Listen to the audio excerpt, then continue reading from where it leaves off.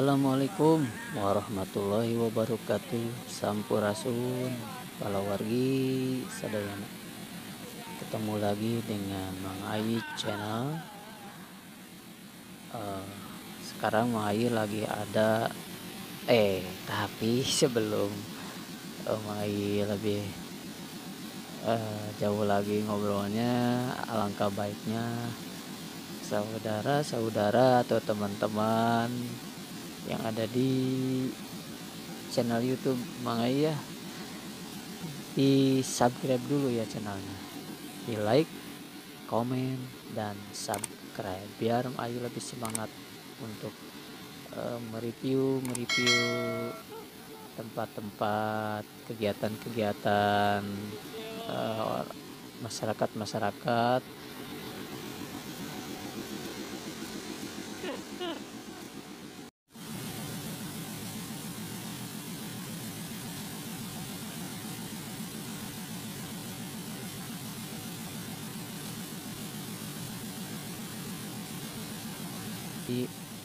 khususnya di tempat Mang Ai, umumnya di seluruh Nusantara. Amin amin amin ya, mudah-mudahan.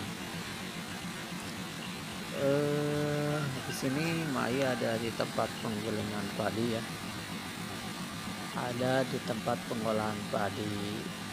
Prosesnya ini akan dijadikan beras. Jadi pengolahan padi menjadi beras adalah merupakan sebuah proses yang panjang ya. Nasi yang kita nikmati setiap hari di meja makan juga merupakan produk jerih payah para petani dan produsen tentunya ya. Mari lebih menghargai kerja keras petani ya, karena petani Indonesia ini adalah petani-petani yang sangat luar biasa ya. Mudah-mudahan para petani di Indonesia diberkahi oleh Allah SWT, diberikan rezekinya yang berkah, dipanjangkan umurnya, dan diselamatkan ya, dunia maupun akhiratnya. Amin amin amin. Begitu juga kita semua ya, tidak lupa mendoakan semuanya. Nah inilah pemirsa, ini adalah proses pengolahan padi menjadi beras. Pada proses pengolahan padi menjadi beras biasanya ada tahap-tahapnya, diantaranya panen dulu ya. Sebelum diproses menjadi beras harus dipanen dulu ya padinya. Padi ini dipanen ketika kadar kelembaban bijinya mencapai 25%. Ini ya. Kemudian tanaman padi di berbagai sawah umumnya dipanen menggunakan tangan ya. Namun ada pula yang menggunakan mesin permanen padi. Memisahkan gabah dari batangnya ya, kemudian sudah dipanen, pisahkan dulu gabah dari batang.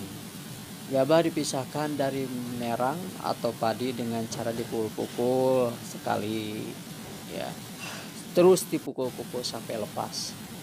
Pertanian yang modern ya sudah banyak menggunakan mesin pemisah gabah.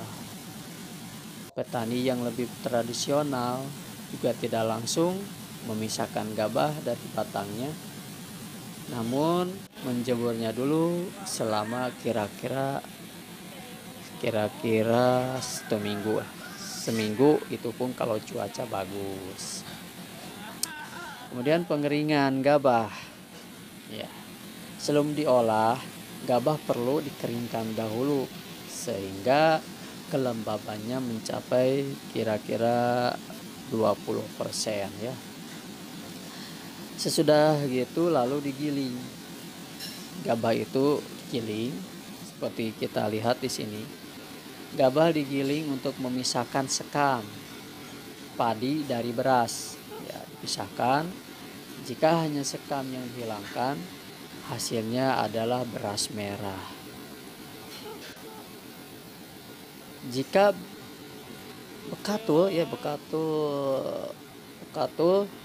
ikut dihilangkan bersama sekam, hasilnya adalah beras putih.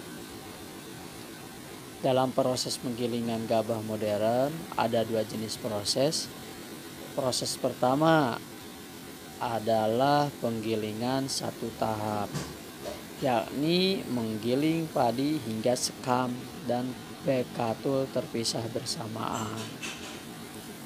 Kemudian proses kedua adalah penggilingan 2 tahap, yakni menggiling padi hingga sekam terpisah, kemudian menggilingnya lagi hingga bekatul terpisah.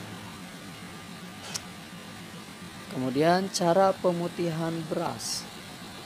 Beras diputihkan dengan bubuk talc, namun selain penggunaan talc, industri beras dapat memutihkan beras menggunakan bubuk glukosa yang lebih aman. Jadi dalam proses akhir ya, beras kemudian ditimbang, dikemas, kemudian barulah siap untuk dijual ke pasaran. Yaitu kemudian di samping beras, industri ini juga menghasilkan prosuk atau para industri ini menghasilkan produk sampingan yaitu sekam yang dapat digunakan sebagai arang ya untuk pembakaran bata dan lain-lain.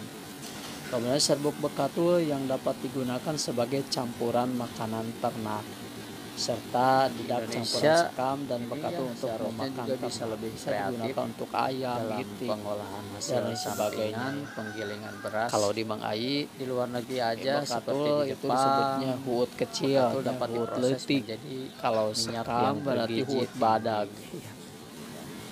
Nah, itulah proses pengolahan padi ya menjadi beras, cukup panjang juga ya. Yuk lebih kita menghargai makanan-makanan pokok kita ya, karena setiap